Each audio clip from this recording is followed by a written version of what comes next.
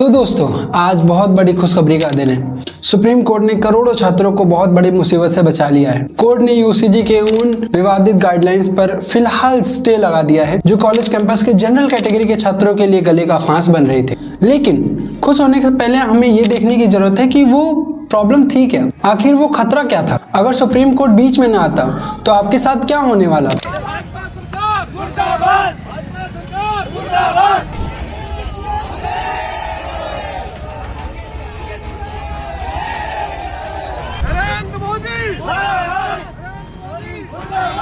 Satyamev Jayate. We were hoping for this order and finally we have got this.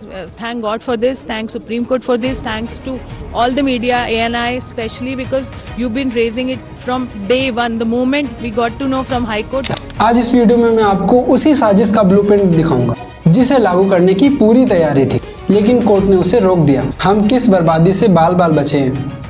कल्पना कीजिए, आप गरीब हैं। आपके पिता ने अपनी पुश्तैनी ज़मीन का आखिरी टुकड़ा बेचकर या किसी फैक्ट्री में डबल शिफ्ट काम करके आपको कॉलेज में भेजा। आपके पैरों में ब्रांडेड जूते नहीं हैं, शर्ट पर कॉलर घिसा हुआ है। क्लास में कुछ अमीर बच्चे जिनके बाप दादाओं के पास करोड़ों की संपत्ति है, लेकिन उनके पास एक खास सर्टिफिकेट है।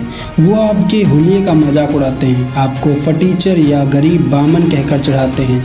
आप रोते हुए डीन के पास जाते हैं, एंटी रैगिंग कमेटी के पास जाते हैं, और पता है आपको जवाब क्या मिलता है? जवाब मिलता है, अरे मजाक किया होगा, जाओ पढ़ाई करो, तुम कोई विक्टिम थोड़ी ना हो, तुम तो जनरल कैटेगरी से हो।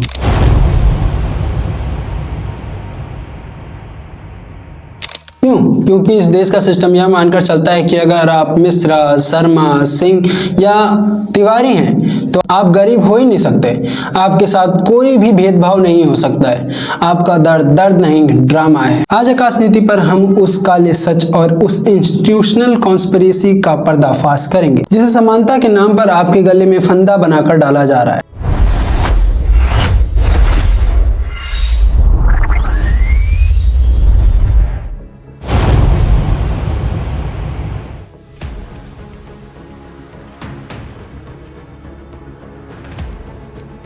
इस पूरे खेल को समझने के लिए आपको एक जियोपॉलिटिक्स की बहुत ही कड़वी कहावत से सामना करना पड़ेगा। इंग्लिश में एक लाइन है, if you are not on the table then you are on the menu. इसका हिंदी अनुवाद आपकी रूह कपा देगा। इसका मतलब यह है कि आप अगर सत्ता की कुर्सी पर बैठकर फैसले नहीं ले रहे हैं तो इसका मतलब यह है कि आप फैसले लेने वाले के लिए भोजन है।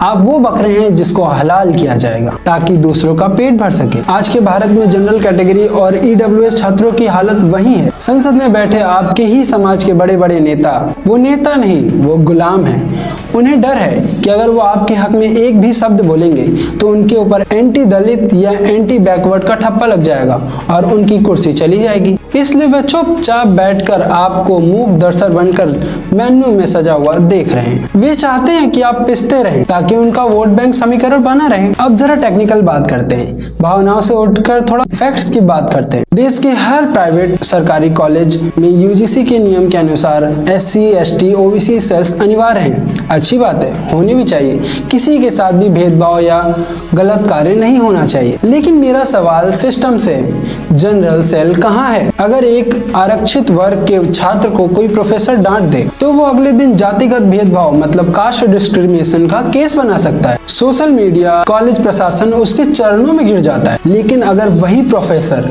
वही सिस्टम एक गरीब जनरल छात्र को टॉर्चर करे, उसके नंबर जानबूझकर काट ले, उसे स्कॉलरशिप के ऑफिस से धक्के मार कर निकाल, तो वो कहाँ जाएगा? कानून कहता है, अरे ये तो जनरल है, ये तो शोषक है यानी ऑपरेसर है, इसके साथ अन्याय कैसे हो सकता है? यह जो नैरेटिव सेट किया गया है यह सबसे खतरनाक जहर है। गरीबी जाति पूछ कर नहीं आती मेरे दोस्त, भूख का कोई धर्म नहीं होता। लेकिन हमारा सिस्टम कलर ब्लाइंड नहीं, कास्ट ब्लाइंड हो चुका है। वो आपकी फटी जेब नहीं देखता, वो आपका सिर्फ जाति प्रमाण पत्र यानी कास्ट सर्टिफिकेट देखता है।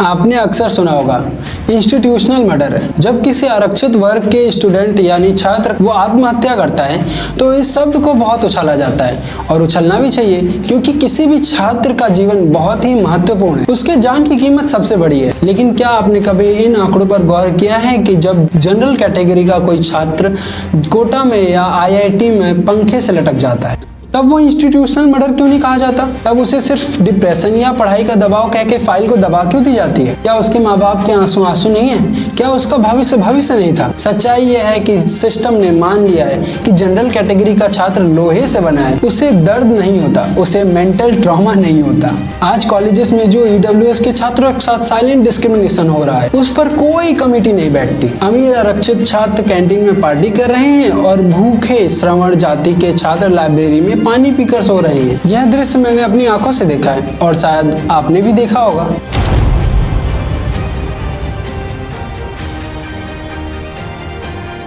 मान लीजिए आप कॉलेज में हैं, आपकी किसी बात पर किसी दूसरे समुदाय के छात्र से बहस हो गई। हो सकता है बात सिर्फ नोट्स की हो सकता है बात सिर्फ कैंटीन की सीट की हो। आपने तर्क दिया, आपने अपनी बात रखी, लेकिन आपके सामने वाले के पास एक ब्रह्मास्त्र है। वो डीन के ऑफिस में जाता है और उसने एक लिखित शिकायत पत्र दिया या आपने उसे एक जाति सूचक गाली दी है। ध्यान दीजिए, कोई सबूत नहीं है, कोई भी रिकॉर्ड नहीं है, कोई निष्पक्ष गवाह नहीं है। अब सुनिए आगे क्या होगा। कॉलेज में SC/ST सेल की कमेटी बैठेगी या आपको लगता है आपको वहाँ न्याय मिलेगा? उस कमेटी में मैंडेटरी तौर पर उसी समुदाय के लोग होंगे। आपको सुनने से पहले ही आपको दोषी मान लिया जाएगा। बिना जांच के आपको सस्पेंड किया जा सकता है, आपके ऊपर केस हो सकती है। और SC/ST एक्ट में एंटीसिपेटरी बेल का क्या हाल है, ये आप मुझसे बेहतर जानते हैं।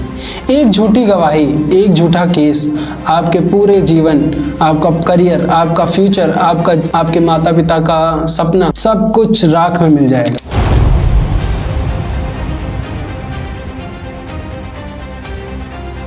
ये संविधान आर्टिकल 14 के बारे में बात करता है। आर्टिकल 15 कहता है कि राज्य किसी के साथ भी भेदभाव नहीं करता है। लेकिन जो आज हो रहा है वो समानता नहीं है, वो बदला है। जो 70 साल पहले कथित तौर पर हुआ, उसका बदला आज की पीढ़ी से लिया जा रहा है। सिस्टम ने श्रवणों के मानवीय अधिकार को ऑप्शनल बना दिया है। अगर आप जनरल हैं तो आपको बेइज्जत होने का हक है, आपको झूठे केस में जेल जाने का हक है। यह रिवर्स डिस्क्रिमिनेशन इतना आम हो गया है कि आज इसे सोशल जस्टिस का नाम दे दिया गया है। क्या किसी को कुचल कर न्याय मिल सकता है? दोस्तों, यह वीडियो किसी जाति के खिलाफ नफरत फैलाने के लिए नहीं है। मैं फिर कह रहा हूँ, गरीब दलित भी मेरा भाई है और गरीब ब्राह्मण भी। लेकिन यह वीडियो उस दोहरे चरित्र के खिलाफ है जो न्याय के नाम पर अन्याय कर रहा है। अगर आप आज नहीं बोले तो याद रखिएगा, आप टेबल पर नहीं मेन्यू में हैं और छुरी कांटा तैयार है। तो देखा आपने, यही वो विसंगतियां थी, यही वो एकमात्र सिस्टम था जिसे लागू करने की तैयारी थी। अगर आज सुप्रीम कोर्ट स्टे नहीं देता तो ये डरावना सपना आज सच हो चुका होता। लेकिन दोस्तों, जंग अभी खत्म नहीं हुई है। सुप्रीम कोर्ट ने रोक लगाई है, इस सोच को खत्म नहीं किया है। सिस्टम में बैठे लोग फिर भी नया रास्ता निकालेंगे। इसलिए मेरी ये 3 बातें आज गांठ बांध लो। बिखर गए तो फिर से मेन्यू में आ जाओगे। अपने पास हर चीज का रिकॉर्ड रखो, अपनी आंखें खुली रखो। सुप्रीम कोर्ट के इस फैसले का स्वागत कीजिए, इस वीडियो को शेयर कीजिए कि ताकि सबको पता चले आखिर कोर्ट ने हमें किस मुसीबत से बचाया है। मैं हूं आकाश और देखते रहिए आकाश नीति, क्योंकि आपको सच जानने का हक है। जय हिंद।